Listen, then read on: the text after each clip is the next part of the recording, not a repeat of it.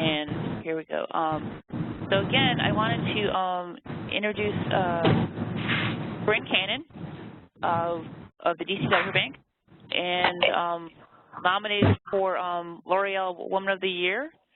And so if you haven't voted yet, vote often. And let me share.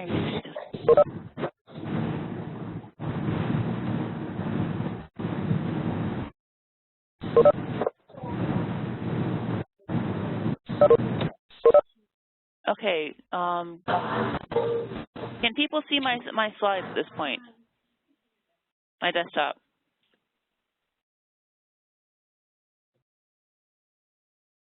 All right. So, Corinne, why don't you take it away? Okay. Well, first of all, I'm so happy to be talking about volunteers. Volunteers are absolutely my favorite thing in the entire world. I think that, you know, many of us started as volunteer organizations.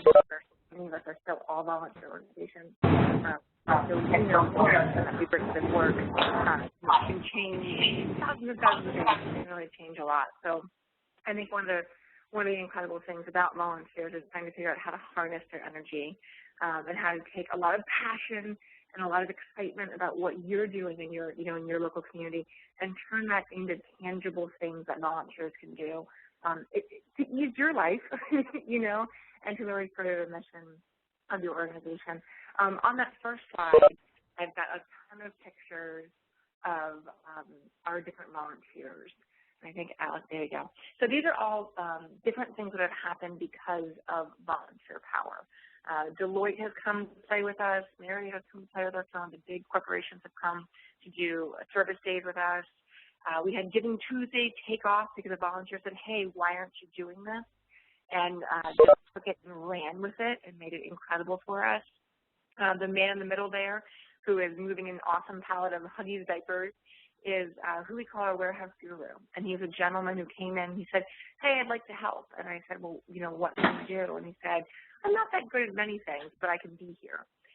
And it turns out he was the biggest liar in the entire world because he is good at absolutely everything. And about half the stuff we have in our warehouse came from Rick just talking to people and saying, hey, how about donating that to DC Diaper Bank? So we've got floor-to-ceiling industrial shelving that costs us less than $1,000 because Rick talked the ear off the guy who owned the company. And, you know, he's really changed the face for us. So when people come in and say they want to help, letting them figure out how they want to help is one of the things that we have found to be really, really useful for us. Girl Scouts and youth groups, we have had hundreds and hundreds of their little happy bodies come through, and they come with so much joy and they come with so much excitement. And they're maybe not the most efficient volunteers, but they are some of the best volunteers we've ever had. And then there's a picture of me and my little guy up on the Wizards at our basketball team. That was another volunteer who said, hey, I've got a friend who works there. Do you want to go become a something, you know, charity of the game? And we said, yes, any chance we can get in front of people we're going to. So this is just a very small smattering of the ways volunteers have helped us. But I think that what we really had to do was we had to start thinking about how we wanted to use volunteers. Unlike a lot of your organizations, we started without a space. We were partnering with our local food bank, and they were taking our diapers and they were distributing them to organizations. So we didn't actually have a place to bring people. So we had to kind of think in some different ways about how to engage volunteers and really what we wanted volunteers to do. And we got kind of sad, I think, that we weren't able to bring volunteers in. So we started kind of this vision and this dream of what it could be if we had volunteer support. So why volunteers? Just to start us off, you know, why do you need them? I think the first thing that they bring is just an incredible energy. They bring this joy to this work, and I don't know about all of you, but this is something, you know, this is my job. And some days you love your job, and some days your job is really, really hard. And when a volunteer walks into a warehouse, they're always excited to be there. Allison, would you mind clicking? You can just click all of them. There's like 5 different bullets on this one. Yeah. They also bring an incredible web of connections. The DC metro area is about 5 million people, and there is no way our little nonprofit can get the word out to 5 million people. But what we've created through our volunteer programs is what we call our army. And this is an army of people who have been in our space, who have done diaper drives for us, who have donated money, who have donated time. And we've really worked to empower them to tell our story. I'll talk a little bit more about that. But they bring this amazing web of connections. The images you have here, this little girl is Mira, and she's been doing a diaper drive for us every year on her birthday for the last 4 years, which is wonderful and incredible, and we love it. I know so many of you have families who do that. But Mira's mom took to social media, and Mira's mom got about 5 other families to commit to doing it every year. And every year around her birthday, we get about $4,000 in donations from around the country, from just Mira. And then there's money that comes in from all the other drives that have gone through. And again, that's a volunteer who came to our space once and said, I love what you're doing, I want to help, and has stayed with us, throughout all the time that we've grown. We've also got Brittany, who decided, you know what, I bet there's a lot of corporations who'd want to give to you. Let's find a way to do it. And she started just contacting restaurants and saying, hey, if you want to help out. One of the ones that she did was Chipotle. If you have Chipotle in your area, I would strongly recommend you getting in touch with them. We did a 3-hour fundraiser with them and brought in more than $4,000. So they're small things, they're small pots of money that are coming in, but they're coming in consistently, and they're not something that we're really working on. So it's been really helpful. Down in the corner, you've got Marriott. Again, that was a mom who came in with her daughter's brownie troop and said, you know what, I think that we can help you out. And they came back for a day of service, and their digital communications team was actually now revamping our website. So all of these connections, these webs of connections, you never know who's walking in the door and what they can kind of do for you. The joke that some of our longer-term volunteers say about me is that I always say, hi, I'm Corinne. It's so nice to meet you. How in the world can I use you? Because I'm always that way, and I'm asking our volunteers in that way. How can they give back? What can they do to help the work that we're doing? And I'm very blatant about it. I say, how can I do it? How can you help us? And people are always very willing to give. The woman in the corner there, she is a employee at Discovery Communications, the amazing people who bring you Shark Week. And again, she came in, volunteered, and said, I'm sure there's a way we can get involved in this in a deeper way, and they did. So that's kind of why we think about volunteers. They come with a web of connections. They come with different perspectives.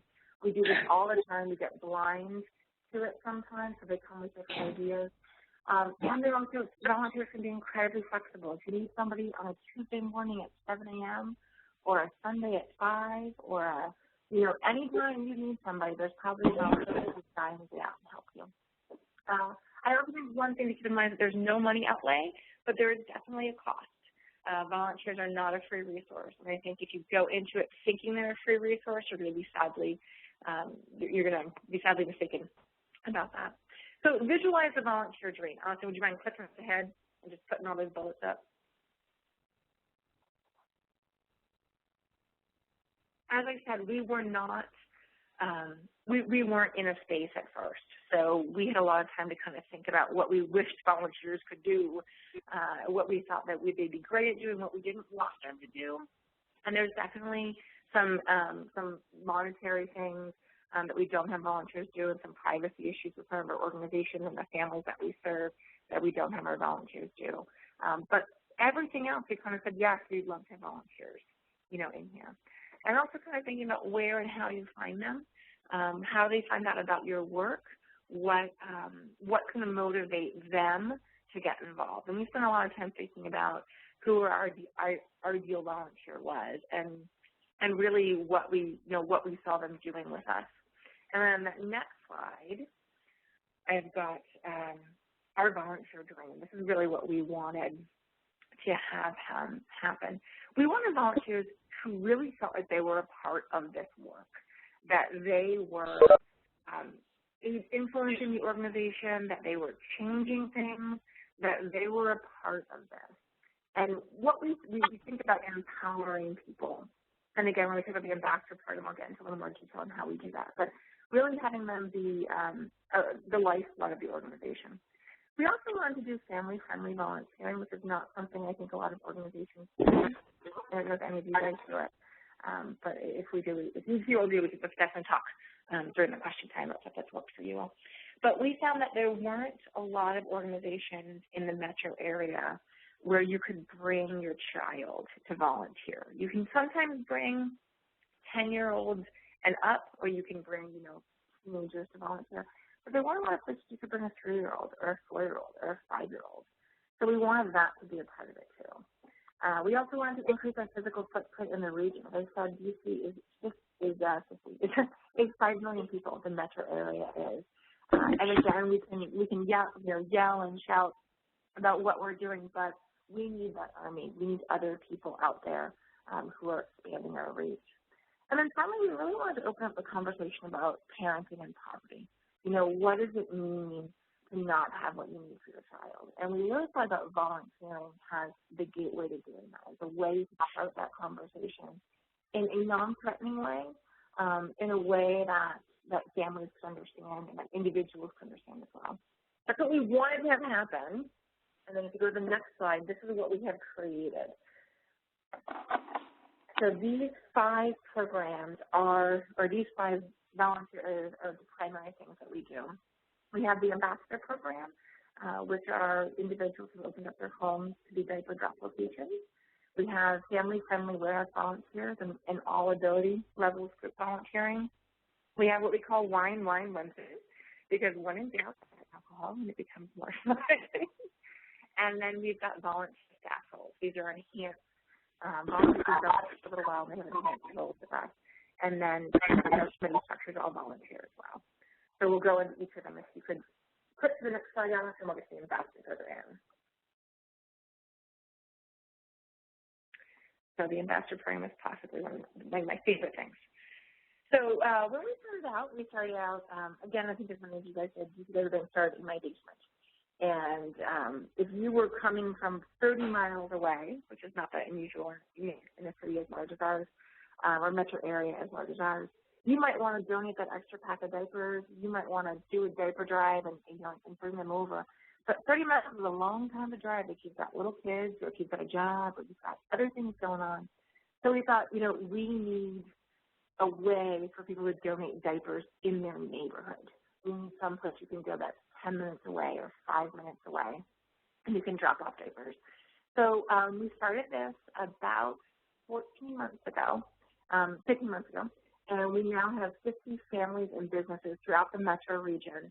And what they do is they open up their doors. If they're a business, they open up their doors during their business hours, and they have a box with a sign on that says, official DC diaper drop spot.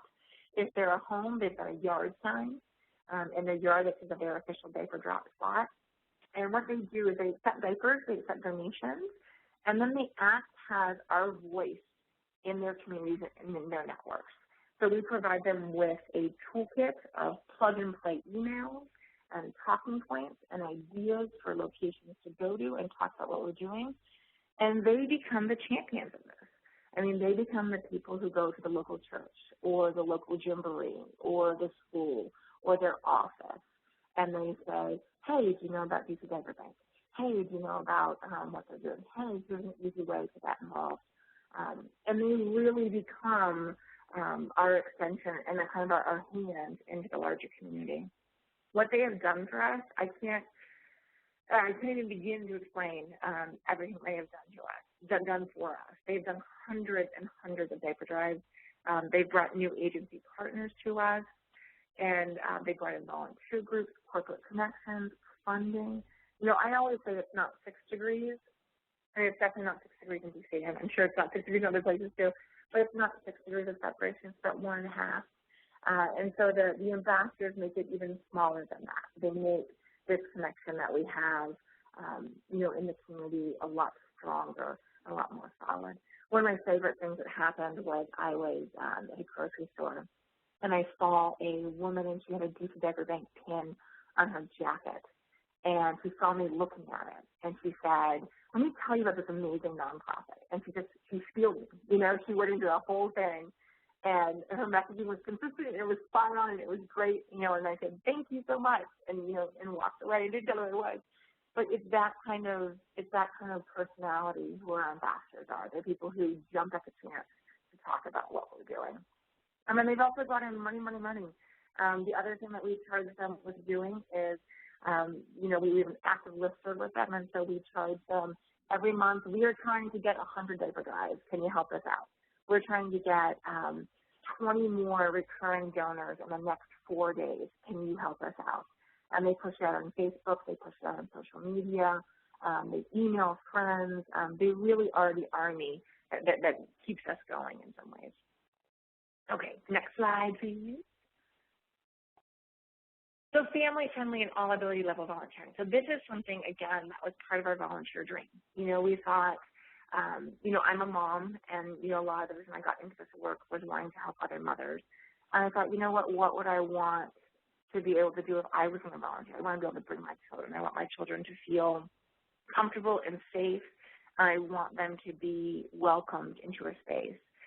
So that's what we've tried to do. We have created in our warehouse a play space, a play area for the kids, and they can come as young as we had one at our birthday party on Sunday that was 5 days old. So you can bring babies in, you can bring big guys in. You all know that wrapping diapers and inventorying diapers and doing this is really, really ability level flexible. You can have a 5-year-old helping you count, or you can have a 3-year-old helping to put labels on. You can have, kids doing lots and lots of different jobs. So we had to kind of change our expectations a little bit for family volunteers. Family volunteers come when they're able to. They come between nap time. They used to leave early sometimes. And it's not always the most efficient volunteering. But, someone actually started saying that it's not a very efficient thing to have 10, 11-year-old kids in here. And I thought it's only not efficient if you're thinking in the very short term. If we're thinking about creating this community where, children feel that volunteering is a normal part of what you do, and taking care of all children is a normal part of what you do, then it's the most efficient thing in the world that we ever could be doing. So we had to we had to keep that in our minds, as we were going through. We also found that families are really, really hungry to talk to their kids about needs. But they don't have a lot of safe outlets to do it. That when we talk about poverty issues, they're very politicized, and that's, I think, especially true in the metro region we live in. And they wanted to be able to talk to their kids about giving back, and they wanted to be able to show them in a tangible way. So we're really filling, we're filling the need that has been there for a while. Our family-friendly volunteer hours fill up almost within hours of being posted. So they go very, very quickly, and they've been, just an incredible way for us to talk to families who want to support us and can sometimes support with time, but oftentimes support with time and money. The other thing about it is that we realize that there aren't a lot of third spaces. There's kind of, it's not a restaurant, it's not a home, it's an in-between space. It's where you can go and meet strangers who you might connect with and you might, find some commonalities with. The picture you have here is of Henry, and Henry in the first one is with his dad, Jonathan. That's when he was about 4 months old, and that was the first time they came to Warehouse to volunteer with us. And Jonathan actually deployed to Afghanistan about 3 weeks after this picture was taken. And the picture on the right is his mom, Miranda, and Henry on his 1-year anniversary of volunteering with us. And Miranda came every Tuesday to our warehouse while Jonathan was deployed. Still comes every Tuesday, but Jonathan was sent back. And one of the things that she says is that this became another home for her. It became a place where she could go and she could check in. It became a community that she felt connected to. And so it became something that I could go and I could do and feel good about no matter what else was going on in my life. And we've got a lot of volunteers like that, volunteers who are coming in on a regular basis and doing that. And parentheses is one thing to keep in mind. You want to make sure that you have the proper insurance if you have volunteers coming in, particularly if you have young volunteers coming in, and that you're making sure your warehouse space is safe for little ones. There's definitely some areas of the warehouse that volunteers are not allowed into, and definitely baby volunteers are not allowed into. So that brings us to the next one. Yeah. Volunteer staff roles. So as we've gotten bigger, we have found that as we've grown and the volunteers who have been with us for a little while have grown, we found that they really want to get involved and engaged in different ways. And so we now have 3 positions who are volunteers who have been with us for over a year. And Rick is our warehouse manager, the guy you saw with the Huggies diapers in the first slide. And we have a volunteer coordinator who does all of our volunteer communications, and then a social media coordinator as well. And these are people who walked in our door and didn't know who we were and really said, I love this, I love what you're doing, I want to do more. And that, having these volunteer positions, having these volunteer staff roles essentially, has enabled us to get a lot further because it's taken some of the day-to-day off of my plate. And it's also brought in people that we weren't even thinking about because these volunteer staff have connections to other people. Okay, and next and last one is committees. So right now, all of the current members on our committee started as warehouse volunteers. And I think for me, that kind of speaks volumes about how we bring volunteers in and how we kind of talk about what we're doing with them. I think that what it does for us is it gives us kind of a preview of how that committee member will interact. So if we see a volunteer, for 3 months and we see them interacting with other volunteers and interacting with us, we have a sense of who they are and how they're going to act on a committee and whether they're going to fit with that committee culture. So we have a preview of them. It also creates a pool of potential board members. And I think that that's kind of invaluable of, again, knowing how someone's going to act, knowing what resources they bring to the table, and how they're going to interact with everyone around you. So the big question that I think people always ask when I say that we are an all-volunteer organization. Allison, would you click us to the next slide? An all-volunteer organization. We will soon become paid staff in January, but right now we're still all-volunteer. Aren't volunteers free? I think that there's this idea out there that they don't cost anything, and that's why they're a good thing. The quick answer is yes, they don't technically cost you anything, but they're not really free. Volunteer care and feeding takes a lot of time and energy. It's entirely worth it, but it does take a lot of time and energy, and you want to go into that knowing it, and you want to think about what are some easy ways you can get your volunteers involved in this process, but knowing you're going to be committing a good amount of time to them. So we need to click the next slide. I've got some ideas on how to motivate and kind of engage people. We found that one of the best things we can do is share information. So helping your volunteers love what they do with you and love what you do is the thing that we spend a lot of time on with our volunteers, with our messaging to all of our audiences, really making them a part of the organization story and the work. So every single time a volunteer session starts, whether it's with 6 people or 30 people, whether it's with a group or it is with individual families, no matter who it is, we start with the same little blurb. And we start, one part of that is telling the story of DC Dagger Bank, how we got started.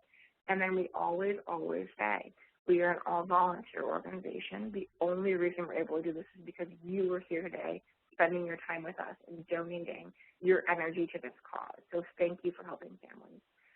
You want to make these volunteers part of the organization themselves, even if you're not all volunteer, a lot of you are volunteer powered.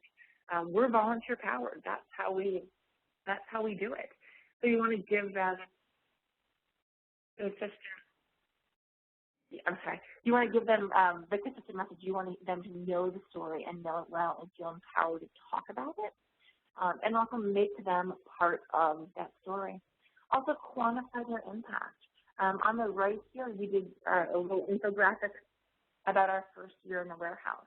And one of the things that we wanted to highlight front and center was that in 1 year, we've had 1,200 volunteers come through our doors.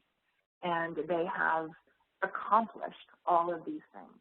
So at the end of the volunteer session, after they've bundled their diapers and inventoried, we always say, today you guys bundled 7,000 diapers, and that's going to help X number of babies. Thank you so much. That they really know what their time and their energy was worth. And then celebrate their accomplishments. I mean, we use our social media as a way to really celebrate our volunteers, to talk about them, to do shout outs to them, just to really tell them how much we love what it is that they're doing. And then on that next slide, we've got the super simple things that we do that we think really, really add up and make a kind of a welcoming volunteer experience. Ask for and acting on opinions and suggestions and ideas. We've got a wall in our warehouse, and it is a bulletin board that just says, it says on top, here's what we're thinking. And it is the graphics we're thinking of designing. It's T-shirts we're thinking of doing. It is partners we're looking at working with. It's ideas for fundraisers in the future. And we ask people to write on them. What do you think? Is this going to work? Do you agree? It does a couple of things. It engages you in the process of what we're doing. It lets you in our day-to-day and our nitty-gritty, which volunteers really want to know about. They want to know how you're run. They want to know how much rent costs. They want to know how much it costs to do the diapers. They want to know how many babies you're helping. They want to get into the details. If you let them into the details, if you share that information and you act on their ideas, they're engaged. They're invested in what it is that you're doing. We also really try to create a welcoming space. I think juice boxes and muffins really matter, especially if you're doing family-friendly volunteering. We've got a nursing chair. We've got a height chair. We've got a refrigerator and a ton of toys, and then snacks for people who are coming in. It sounds silly, but it really changes the environment if you have a welcoming place and you have, items for your volunteers. We actually had one volunteer on Wine Wednesdays. Or did I talk about Wine Wednesdays? I didn't. Well, we do Wine Wednesdays, where we have on Wednesday evenings we invite people to bring a bottle of wine or their winiest thing that happened that week, and come on in and pack diapers with us. It ends up being primarily adults. Sometimes some babies come, but primarily adults. But that was one where volunteers said, hey, I'd love to make dinner for everyone that's coming. The last time we had incredible risotto and wine, and we bundled and we talked, and it really became a great session where people talked about other ways they could get involved in this work. Another thing that we pour money into, and I encourage everybody to pour money into, is swag. So we do T-shirts and car magnets and buttons and stickers and tattoos, and if you name it, we could probably slap our logo on it. And that's very, very intentional. You see that picture of Regan wearing the DC Diaper T-shirt. She loves that T-shirt. She wears it all the time. And she goes to places I will never go to. So you're marketing. You're getting your name out there. And people ask her about it. The car magnets, which we just started plastering all over our ambassadors' cars. People come up to them in parking lots and they say, what is that? So, spend some money on that, spend some time on the swag. And then stay in contact. We spend a lot of time talking to our volunteers. So we have a volunteer coordinator, and he sends emails to everyone when they first come in.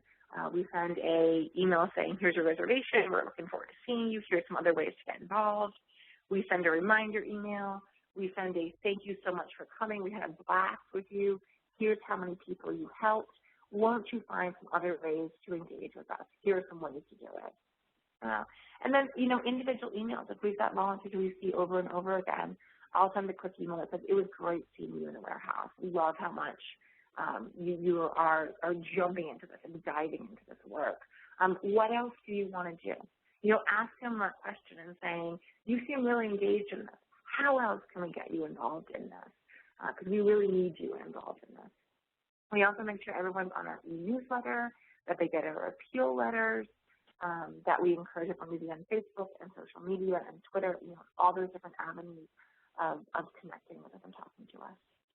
And then finally, I think that one thing that I was very worried about early on with volunteers was I wanted them to think we were a legit organization, and we were a huge, big organization. We're grassroots. And we try and act aggressive. That's who we are. And so when you come to the warehouse, chances are you might hold my 18-month-old while I'm on a conference call, or you might help somebody diaper their baby while they're packing diapers. Or if you're coming to volunteer with us, You might be doing everything from planning our web redesign to doing accounting with us to cleaning out the trash at the bathroom. Like, you know, let people know that we need help. You need help on all elements of this. And what we have found is that they want to engage. They really, really are hungry to do stuff. So you can't be afraid to ask people to get involved. So that's all I got, Allison. I'd love to talk to people who are on the call about what they're doing that works, or see if they have any questions. Well, let me get everyone off mute, including myself. Okay. And I see that we have a question. Sorry, what's your question? Hey, it's Corey and Matt. I'm just curious if you're using any kind of volunteer tracking software, or are you just doing it all like with an Excel spreadsheet? Yeah, great question. We do not use any volunteer tracking software. We do all of it through Excel. It's a pretty easy. If you look on our website, you'll see that we just have about 10 days a month. So once those days are full, we close them out. We have been using Volunteer Match and letting people simply sign up, and we found that we didn't get, we got a lot of errors that happened. And because we are so dependent on our volunteers coming for bundling and the inventory, we wanted to make sure that we were we really knew those people. And what we found was that when they weren't signing themselves up, when they had to email us and ask to be signed up and we had to email them back, it did two things. It meant they actually came, or they would email us and say, hey, I can't come. You know, something has come up instead of just not showing. And it also opens up that conversation. You know, they're not signing up on just a site, they're talking to an actual person. A little more time intensive, but again, we have got a volunteer coordinator. So we have someone who loves doing that and has the time to do that. I'm sorry, I put everyone else on mute, but if you have a question, if you could raise your hand in that little chat box. Any more questions? Let me start. Are there things that you all are doing that you're having giant success with, and you think other guys are going to do well with?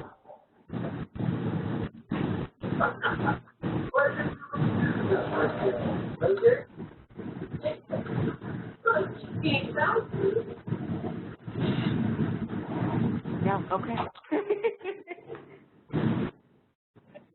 Well, I am happy to, if people have questions, I email them on the next slide. I am happy to talk to you about this. I think we have had just such a wonderful experience. And I continue to be blown away at the ideas they have and the ways they want to engage in this work. We recently just had our 4th birthday on Sunday, and it was all the committees organized it, and it was an all volunteer-run party. And I had one woman who said, you know what, we need sponsors to bring in money for this. And she went out and she dreamt up this, and she got us sponsors. And it's that sort of thing. It's really empowering people to think about how they can help, and then letting them do the helping. Any other questions?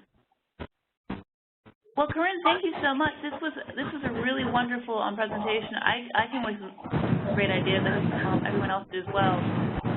Able to later, weren't able to get on to the conference, or if you know someone who missed the webinar but wanted to join, we will have the recorded session up on the web in the next couple days.